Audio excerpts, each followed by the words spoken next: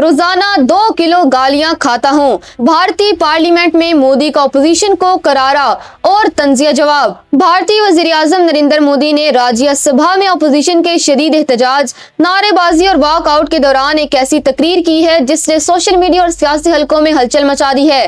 मोदी ने अपनी सेहत और तवानाई का एक अनोखा राज फाश करते हुए तंज़ी अंदाज में कहा कि मुझसे अक्सर पूछा जाता है कि आपकी अच्छी सेहत का राज क्या है, तो मेरा जवाब ये है कि मैं पिछले 25 साल से रोजाना 2 किलो गालियां खाता हूं। उनका कहना था कि 2002 से अब तक एक लम्हा भी ऐसा नहीं गुजरा जब मुखालिफिन ने उन्हें निशाना ना बनाया हो, लेकिन यही तनकीद उनके लिए गज़ा बन चुकी है। अपोजिशन के नारों मोदी तेरी कब्र खुदेगी पर रद्दअमल देते हुए वजीर आजम मोदी ने कहा कि ये सिर्फ एक नारा नहीं बल्कि उनके खिलाफ बदतरीन नफरत का इजहार है, लेकिन वो इन धमकियों से डरने वाले नहीं हैं।